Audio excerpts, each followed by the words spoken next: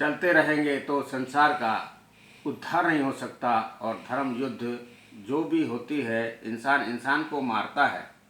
बिंदु कहता है संसार को चलाने के लिए जन्म और मृत्यु है। जब संसार पे बोझा अधिक बढ़ जाता है तो इंसान सफाई करता है। उसके लिए जात धर्म बनी हुई है। सबको ज्ञान कराता बिंदु है और बिंदु ही सबको प्रेरणा कराता है।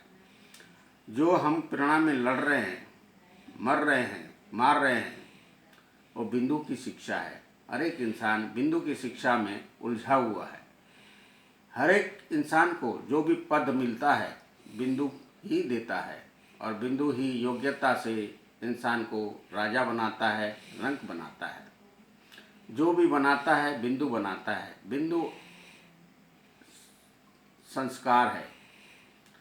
संस्कार सेवा है, प्यार है, प्रेम है, क्षमा है, दया है।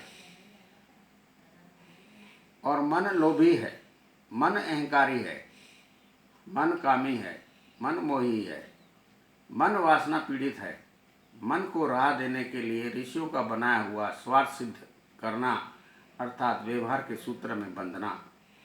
जो इंसान व्यवहार के सूत्र में बंधते हैं वो विवाह करते हैं। आज विवाह भी तलाक में परिवर्तन हो रहा है। अर्थात हम बिंदु को नहीं समझ पा रहे हैं कि हमारी समस्या की बिंदु क्या बोल रही है। जीवन यात्रा में हम 2 पहिए ही गाड़ी चला सकते हैं। जितनी भी गाड़ियां संसार में बनी हैं 2 पहियों के से बनी है, 4 पहियों से बनी है, 8 पहियों से बनी है, पर एक पहिए पे एक भी गाड़ी नहीं बनी है। क्योंकि अकेला जीवन इंसान जी नहीं सकता। जीने के लिए 2 पहियों की आवश्यकता है। जीवन को सरल करना अर्थात पति पत्नी आपस में प्रेम से चलना, एक दूसरे को समझना, एक राह बनाना और बच्चों की एकता में भाई बहनों से प्रेम प्यार में चलने से एकता का जन्म होगा। जब हम अपने भाई बहनों से लड़ते रहेंगे और अपने बच्चों को बोलेंगे एकता करो तो नहीं कर पाएंगे। इंसान का ज्ञान देखने में प्रथम आता है, सुनने में 2 नंबर में आता है, तीसरा नंबर पढ़ने से आता है। इंसान की पढ़ाई में द्वेष है और जलन खोरी है। टूटी कलम के हिसाब से हम लिखते हैं जिसकी लिखाई भी हमको समझ में नहीं आती। समझ आँखों को भी नहीं आती, कानों को भी नहीं आती। लड़ाई होती है भाई बहनों की, तो लड़ाई उसकी भुगतती है संतान, पुत्र। कुरुक्षेत्र के मैदान पर ये जन्म जन्मतार तक चलता हुआ आज तक सच घर घर में युद्ध है। युद्ध का कारण द्वेष है। द्वेष को मिटाकर ही हम जीवन को सुखिया कर सकते हैं और खुशहाल कर सकते हैं। जिस इंसान ने द्वेष को मिटाया है और समझने का प्रयास किया है पर सामने वाले ने समझने का कभी प्रयास नहीं किया, तब लंगड़ा इंसान 2 पाँव से चलने वाला इंसान 1 पाँव पर कितना चल सकता है।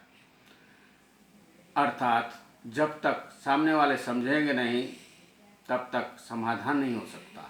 इसीलिए समाधान के लिए समझना आवश्यक है। जो इंसान समझी कर सकता है तो किससे करेगा। अकेले से समझी होती नहीं।